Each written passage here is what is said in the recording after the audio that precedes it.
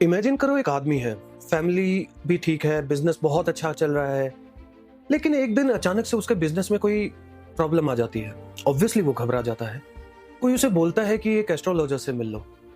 वो एस्ट्रोलॉजर के पास जाता है, एस्ट्रोलॉजर उसे अपनी अंडरस्टैंडिंग के हिसाब से कुछ सजेस्ट करता है, शायद कोई मंत्र या फिर कुछ पहनने को, और वो आदमी बिना सोचे समझे वो सब करता है, लेकिन फिर भी उसके बिजनेस में कोई ग्रोथ नहीं आती।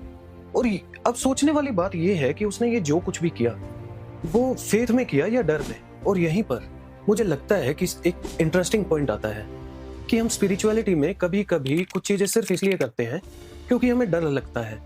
मन में डर होता है कि ये नहीं किया तो कुछ बुरा हो जाएगा, कोई रिचुअल या कुछ नहीं पहना, और बार बार ये सोचना कि कहीं मैं कुछ गलत तो नहीं कर रहा। और डर भी कितनी इंटरेस्टिंग चीज है, ये हमेशा सेम नहीं होता। कभी कंक्लूजन का डर होता है, कभी हमें चिंता होती है, कभी सेल्फ डाउट होता है, और कभी कभी तो डर हमारी चॉइसेस को इन्फ्लुएंस करता है। लेकिन यहाँ पे हमारे इंडियन स्पिरिचुअल ट्रेडिशन से मुझे कुछ बातें याद आती हैं। हमारे जैसे हम कथा उपनिषद से नचिकेता की कहानी को देखते हैं। नचिकेता एक ऐसा बालक, 12 साल का बच्चा, जो यमलोक के द्वार पर उसके सामने स्वयं यमराज खड़े हैं, लेकिन फिर भी वो घबराता नहीं है। वो अपने सवाल पर अटल रहता है। यमराज उसे लालच देते हैं, उसे मनाते हैं।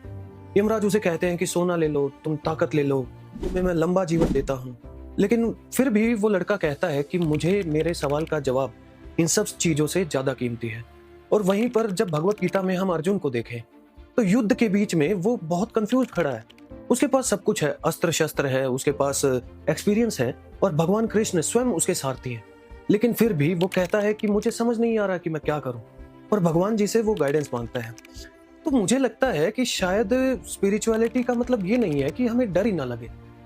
डर तो ह्यूमन नेचर है, लेकिन स्पिरिचुअलिटी का एक और पहलू है, और वो है कि सवाल करना, समझना, और फिर कॉन्शियसली चूज करना। तो अगली बार आप जब भी स्पिरिचुअलिटी में कुछ भी करें तो एक सेकंड के लिए रुकिए और खुद से पूछिए कि मैं जो भी करने जा रहा हूं वो डर के कारण कर रहा हूं या फेथ में। तो हमारा मानना क्योंकि ये है कि स्पिरिचुअलिटी जो है वो गाइडेंस डिजर्व करती है, एक्सप्लॉइटेशन नहीं। आपको क्या लगता है, फियर और फेथ में क्या रियल डिफरेंस है? आप कमेंट में जवाब दीजिए, हम सारे कमेंट पढ़ेंगे।